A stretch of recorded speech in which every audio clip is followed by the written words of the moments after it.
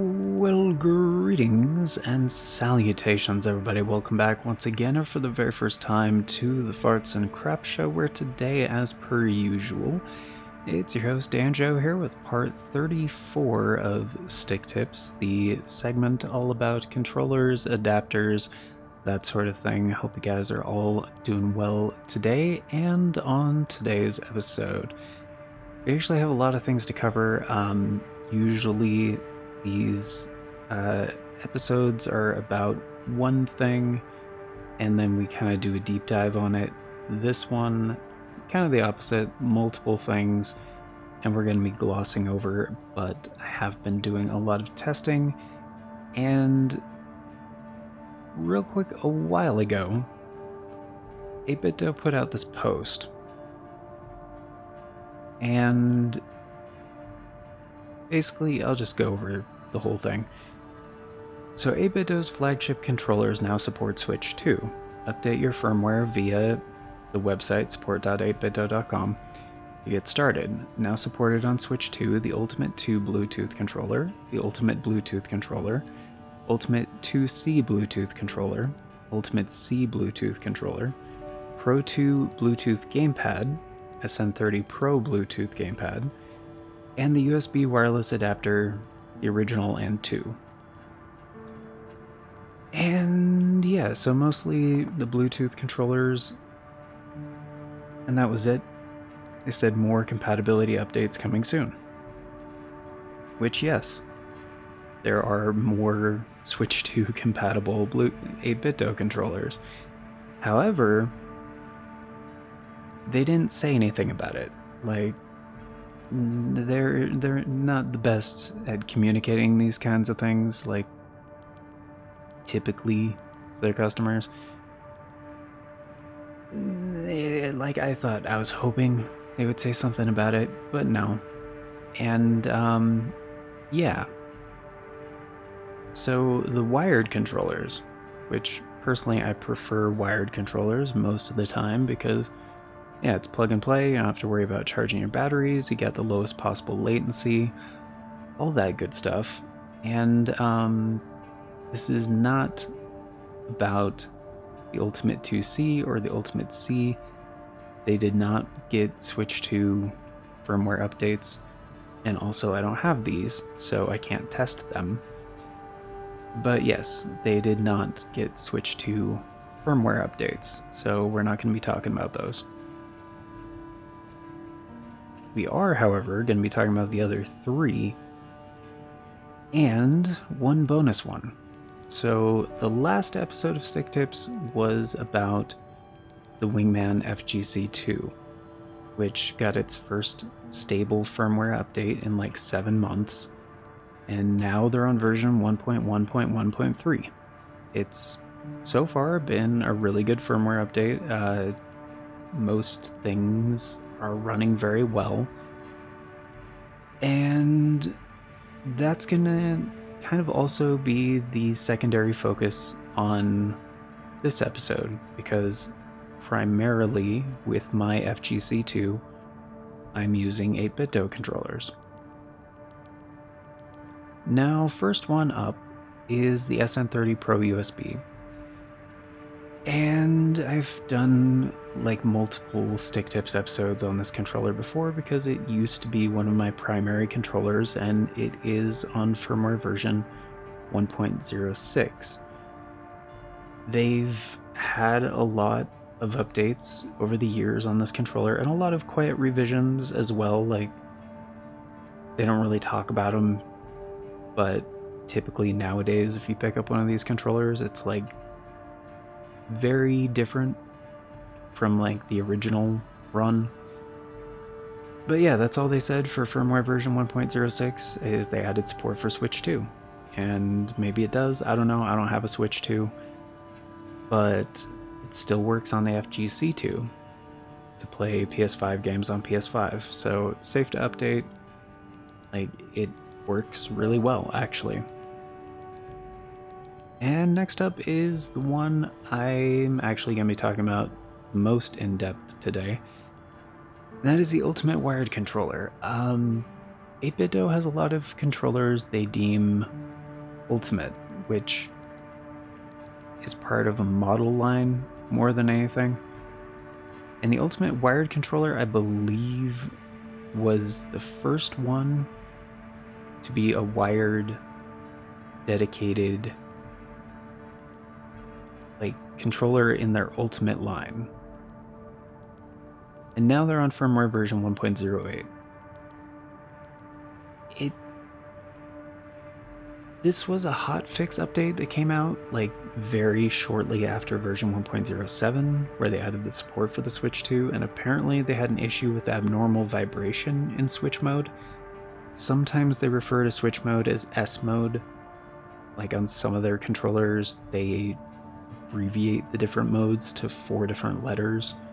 Like they have D mode, which is direct input, I believe, X mode, which is X input, M mode, I believe, which is for iOS and macOS. But yeah, S mode is typically Switch mode. And this does not work with the FGC2 anymore after the update, which is unfortunate. So I rolled it back to version 1.07, still didn't work. 1.06, still didn't work. Thankfully, on version 1.05, it worked. Because this controller used to work just perfectly fine on the FGC2. And thankfully, with 1.05, that was the one where they optimized the accuracy of the joysticks, which the joysticks are the saving grace of this controller, for sure. Because they're King Silver analog sticks. King Silvers, in case you're unfamiliar, are a bit of a step up from your typical Alps joysticks. Alps are like the most common in controllers. They're used for all kinds of things. Even the DualSense, I believe, uses Alps, and they're very prone to drift. They're not the most accurate. The durability is pretty bad. Like King Silvers are a pretty significant step up. And that was actually one of the selling points for me for this controller, because one, I wanted to get one of the Ultimate controllers for the show to like talk about it on Stick Tips. And I still haven't done like a dedicated video on this controller before, because for the longest time after I got this controller, it sat in a box on the shelf. I just didn't open it because it was primarily purchased to be a backup in case something happened to one of the controllers that I preferred to use. Until I think it was when I got another, what was it? It was either a PDP controller or a different 8bitdo controller, and then I was like, well, I don't really need this one as a backup anymore, so I'll just go ahead and open it, try it out, like, you know. And I believe it was for a compatibility thing as well, too. I was like testing as many controllers as possible with one of the adapters. I don't know if it was the Wingman XE2 or the FGC2, but for one of those, I was like, well, I have this one, I should test it because I'm trying to be thorough. And yeah, thankfully, long story short, the Ultimate Wired is a fine controller.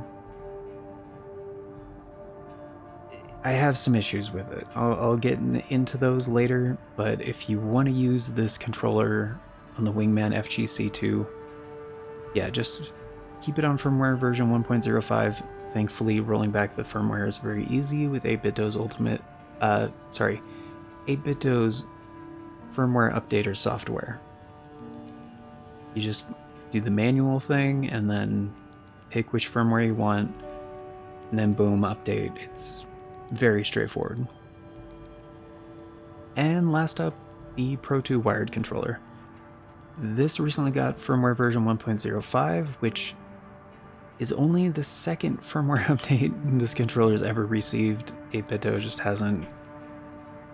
Honestly, they haven't needed to update this one too much. Like, this one came out way later than the SN30 Pro USB. And I remember when I first got this one, like, out the box, like on the factory firmware, it was totally fine. I was like, man, I usually update the firmware first and then play around with it, but I didn't. And I was surprised by how good it felt. Like, compared to my other 8bitdo controllers. It has its own issues. I've done my own dedicated videos on this controller before, but yeah, that's all they said for this update as well. Added support for Switch 2, and it still works on the Wingman FGC2 perfectly fine on version 1.05, so go ahead and update it. But the surprise one that I initially didn't catch is for the M30 2.4 gigahertz. I love this controller. I grew up with Sega. Like, Sega Genesis was really when I started gaming a lot. And I love the 6-button pad. I love 8bitdo's version of it. It feels great. Like, it feels really good. And I didn't catch this one because on the update log, they didn't show anything. The update log has looked like this for a very long time, and it's not accurate. Like, you may notice they have 2 links labeled controller and receiver under the update log, because in order to update the controller, 1, you have to do it manually. 2, the receiver and the gamepad have separate firmware. So it's not the gamepad that has new firmware. The gamepad firmware is on version 2.08, which is relatively new, that came out within this last year. But the receiver got an update, and they're on version 3.13. And thankfully with the receiver, they did include like a little executable application, and it kind of walks you through how to update the receiver, which is very straightforward and easy to do. And the gamepad firmware, controller firmware, comes with like a README with instructions. That's what's right there. And it's also very easy to do. Like, it's very straightforward. In fact, the 8bitdo SN30 Pro USB also has to be updated manually, but I'm pretty sure that one also comes with instructions. That's very similar, and yeah, it's very simple. And you may be wondering, why even bother with these wired controllers? Well, because they go on sale frequently, and very significant discounts, like sometimes up to 50% off on these. And yes, for the ultimate wired controller, I would not pay $35 for it. Like, it's a decent controller if you get it on a discount. Like, in my opinion, it's not even my primary. As a secondary controller to like experiment with, or you know, maybe on some games it'll feel a bit better. But yeah, like recently on Amazon, like Amazon US, which, you know, there's no affiliate links and none of this is sponsored or anything like that. This is just my opinions to you guys. Yeah, they go on good discounts.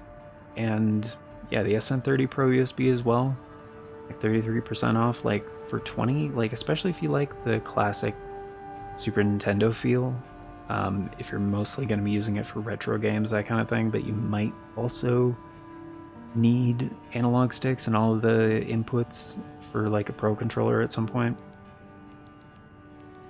Can do it all, but yeah, it's a solid workhorse of a controller, honestly. Like the SN30 Pro USB has served me well for a long time. And yeah, the Pro 2 wired as well. Like 20% off. I've seen it go for more than 20% off, but like that's the sale that was going on recently. Hopefully it's still going on by the time this goes out. But yeah, they go on sale, they go off like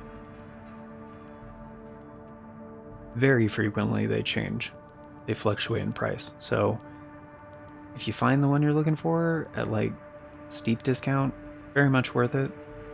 Like very, very much worth it.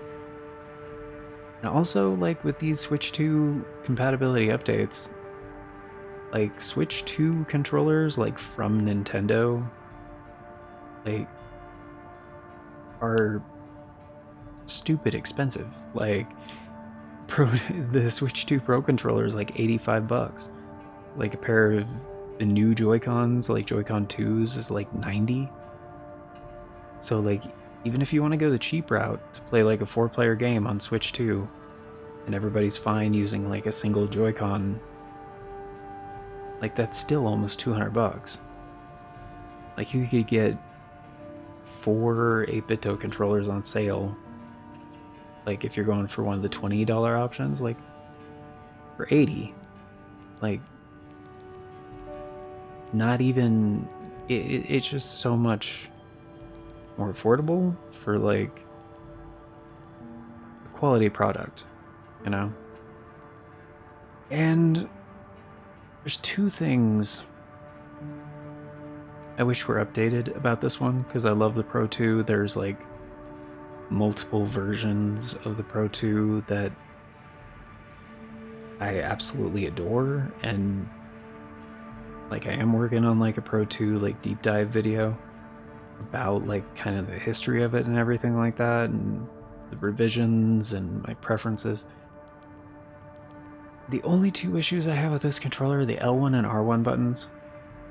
Like they are not durable, and I have a feeling they're prone to failure. Like on the Xbox versions, they replaced the conductive rubber membranes for the L1 and R1s with tactile dome switches, and it feels so much better. And a lot of their controllers, including the Pro 2, the Bluetooth, and the Xbox versions, have been updated with Hall effect sensors. It's Hall effect analog sticks instead of the standard ones, which I'm pretty sure are Alps. Like on the Pro 2 wired, like, and the original Pro 2 Bluetooth. Almost positive. But yeah, this controller, if they updated with the Hall effect sticks and the tactile dome switches for L1 and R1, that's a day one. Like they could even increase the MSRP by like $5. Like for 40, dude, forget about it.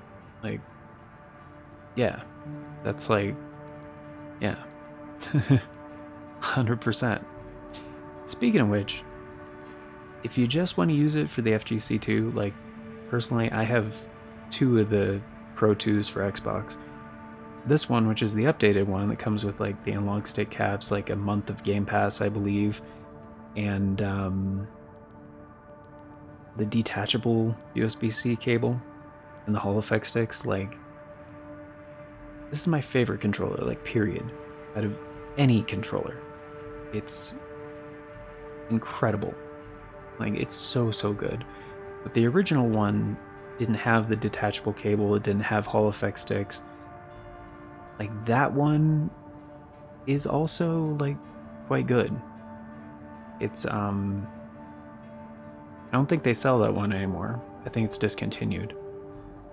But I could be wrong on that.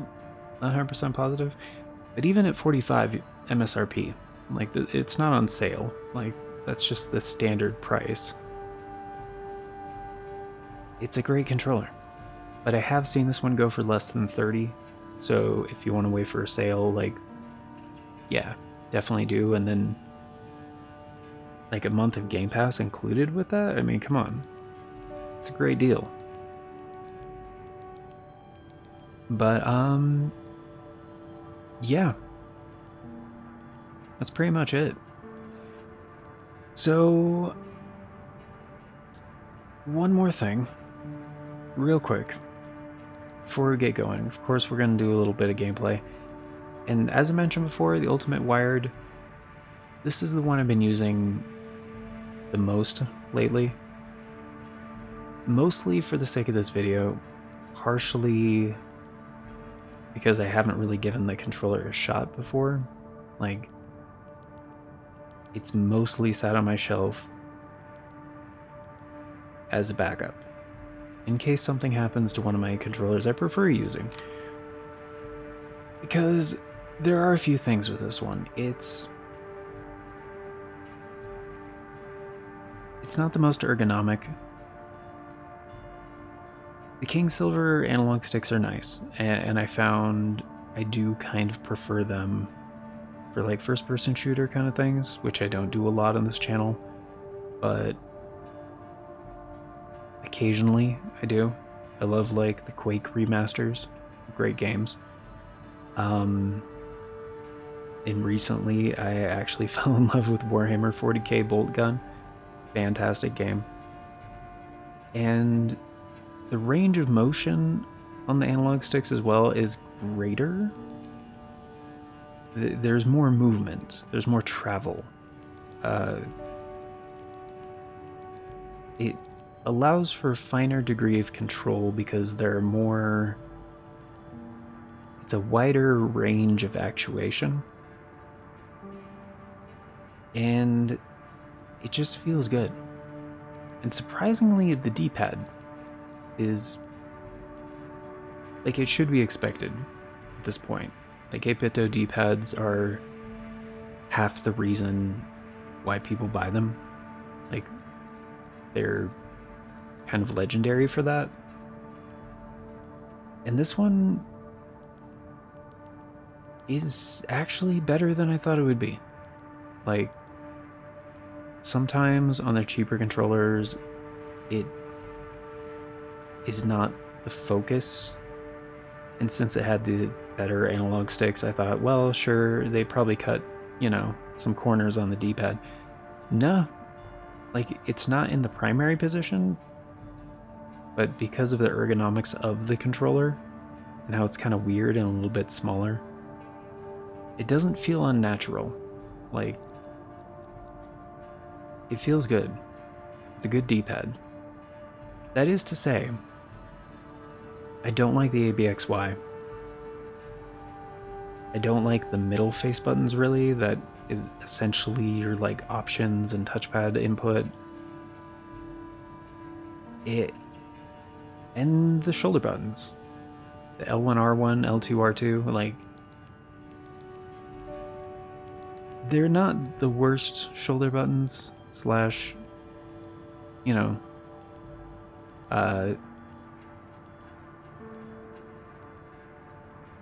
they're... the main thing is that they're not comfortable to use simultaneously because of the weird ergonomics.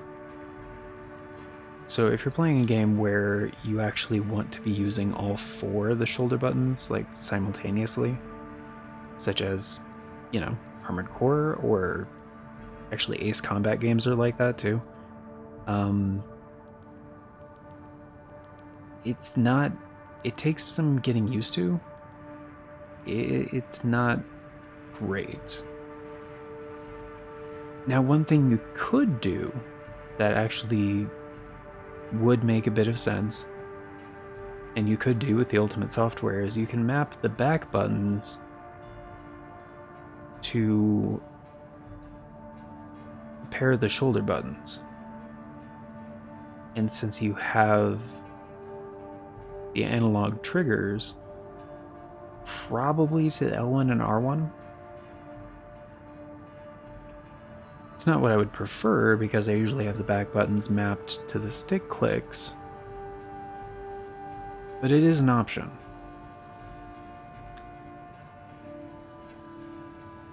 And the shoulders aren't the worst. They're not terrible. It's mainly the ergonomics.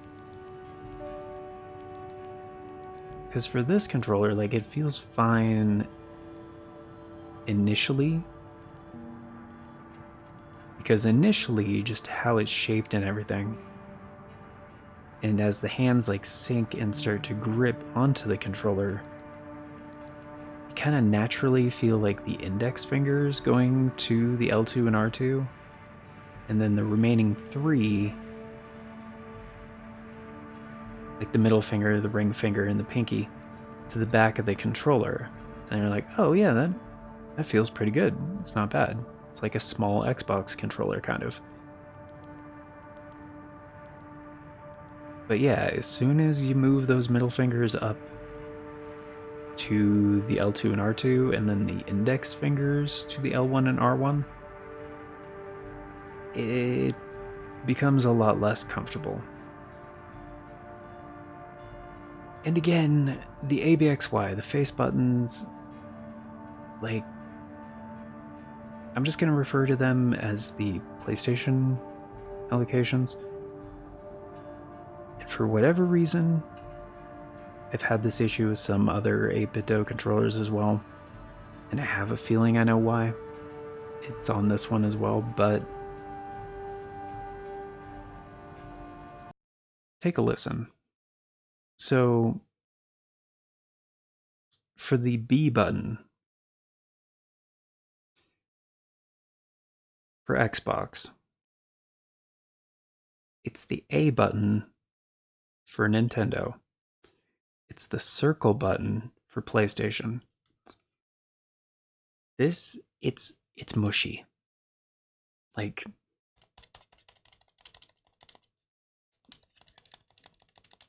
that's with the controller right next to the microphone. By comparison, here's the A button, which that's Xbox. The B button for Nintendo, the cross button for PlayStation.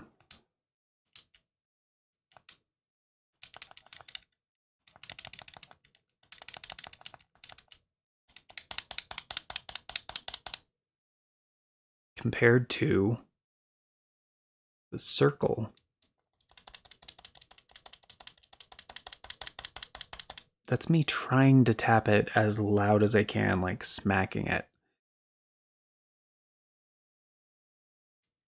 And it kind of applies to all the face buttons, but especially the circle. It's mushier. Like, they're all mushy, but it's mushier. And it's the opposite of tactile. It does not feel good. Like, the inputs come out fine. They do. It just doesn't feel great. Plus, they're relatively close together.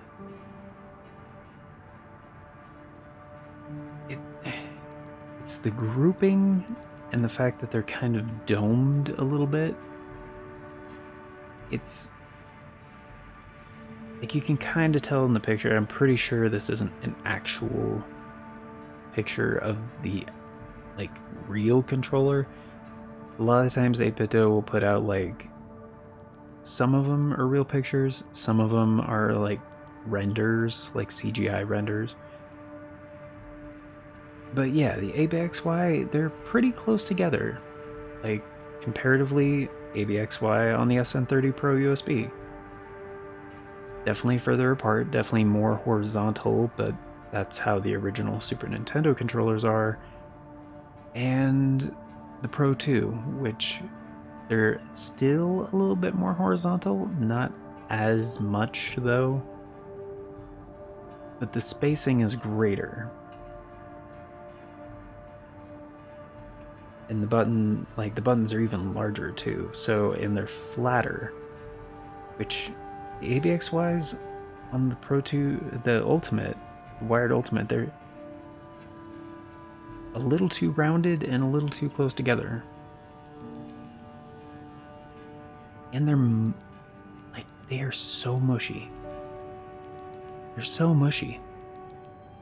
It's kind of nuts. So like,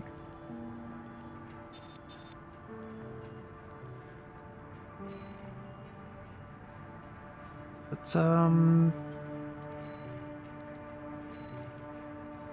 the triangle does do something there. Okay, X doesn't do anything.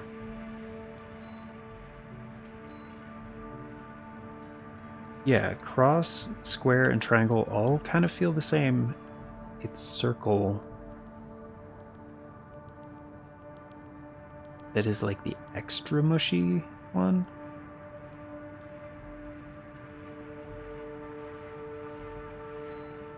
But even for the ones that aren't. So here's square on this controller.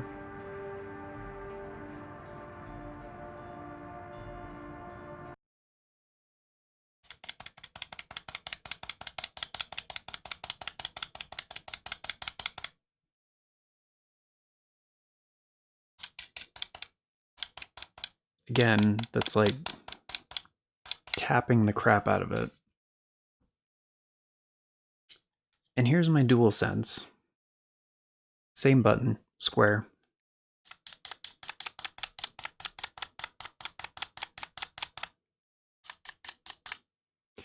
Not a huge difference, but the DualSense is definitely more tactile.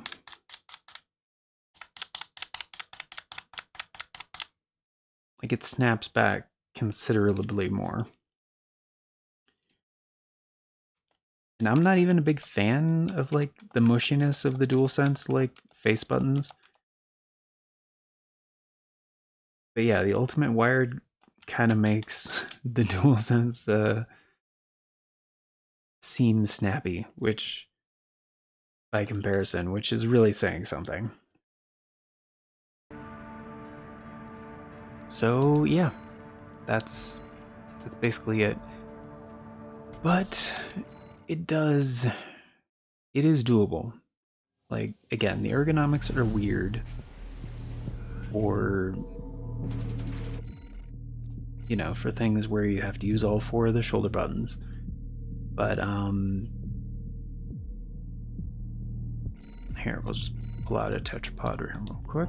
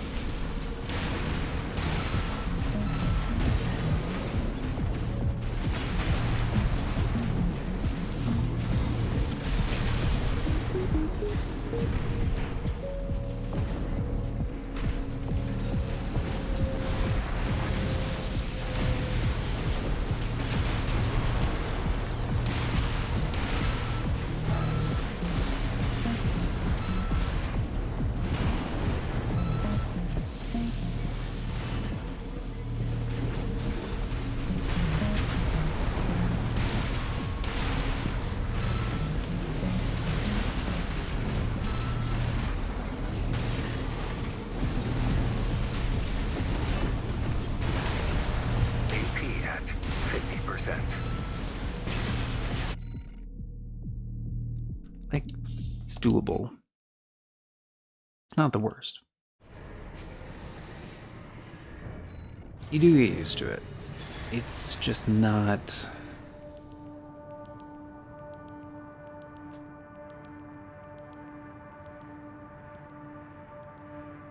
like, because of the face buttons, because of the ABXY,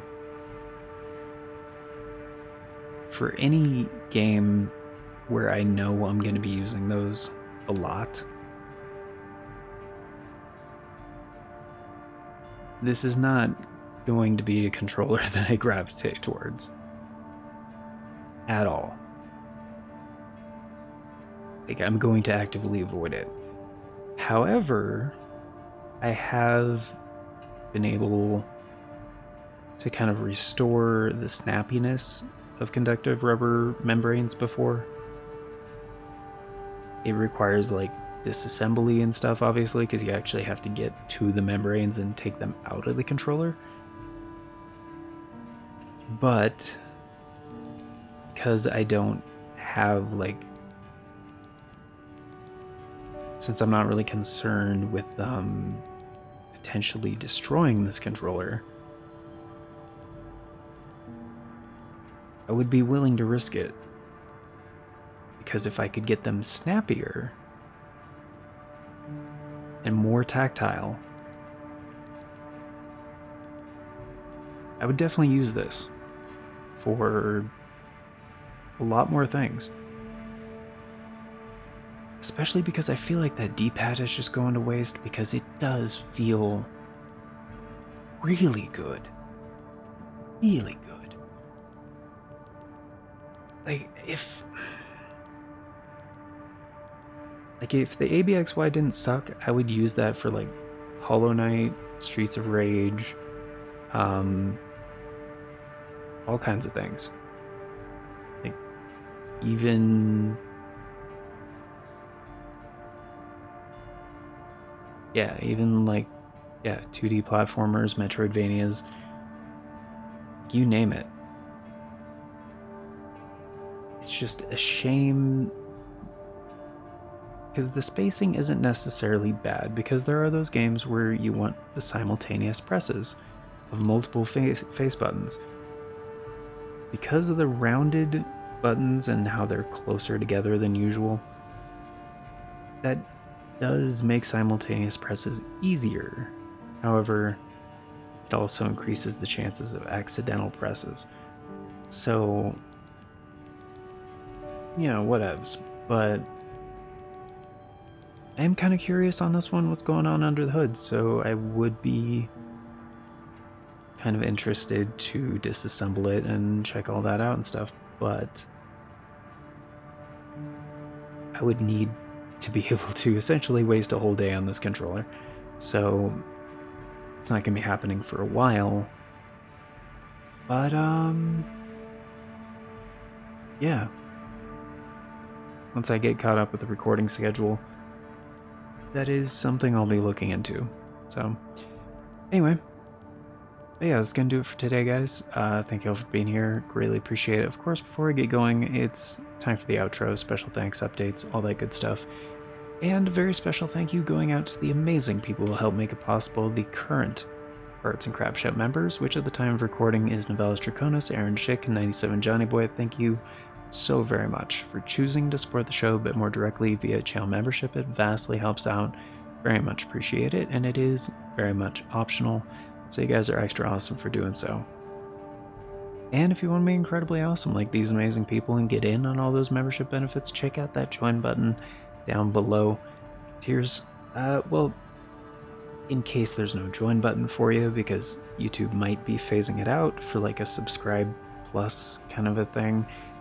It's kind of weird. They honestly should be separate in my opinion, because like supporting channel via membership is very different from just like subscribing. Liking and subscribing is always free, and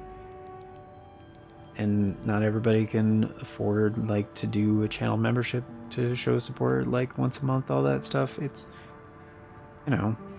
they're very different things. But anyway, there's also a link in the description that talks about becoming a channel member that does the same thing as the join button. So, but yeah, membership tiers start at $3 a month, which is lower than the typical $5. Works out to roughly 10 cents a day, gets you into all the basic stuff, including getting to vote on the series that get made here on the channel via the members' choice polls. It's a thing we do once a month for a full 7 days over on the membership tab, and that is how all of the series get decided. So we will have one coming up for July 2025. It's definitely going to be in the back half of the month. It will probably end up being the final week of the month. Once again, it's been that way for like 8 months now, so odds are pretty good. And I don't know what it's going to be deciding. It we have the next series lined up for pretty much everything right now, so it might be stream related yet again. Not really sure. I'll have a better idea closer we get to like halfway through the month. But oh, and if you were wondering where the next Retro Classic series is, that was decided a couple months ago by the channel members as well, obviously, at gonna be Final Fantasy IX, and it should be starting hopefully by the 9th. Like 9 on the 9, you know, I thought that would be actually it's a coincidence. I was like, well, hopefully Wednesday. And then I was like, oh, Wednesday's the 9th. Oh, it's gonna be for Final Fantasy IX. That would be cool. And it kind of fits with the schedule. So yeah, hopefully by the 9th. But yeah, that will be in this time slot, which is noon Eastern, and those episodes, just like every other Retro Classic series, are gonna be every day. So but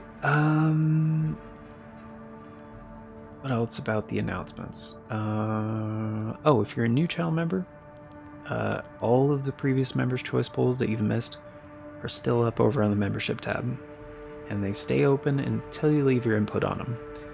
So even if you're just a member for 1 month, you can vote on as many of those as you'd like, and you're still going to be influencing the content that gets made here for quite some time, because retroactive input on previous polls is considered for future ones. This is, however, an approximation of future announcements from the past, naturally, so if you want all the announcements as they happen and the bell doesn't work for you, I get it, the bell doesn't work for me either, but there are 4 other ways to stay up to date. So we have the post tab here on the channel, the Farts and Crap Show Twitter, the Bluesky, and the Discord. I always post on all 4 whenever there's an announcement, so regardless of which one of those works for you, and stay up to date. And links for those are down in the description, also on the channel banner. But yeah, that's gonna do it for today. So, thank you all once again for being here, guys. Greatly appreciate it.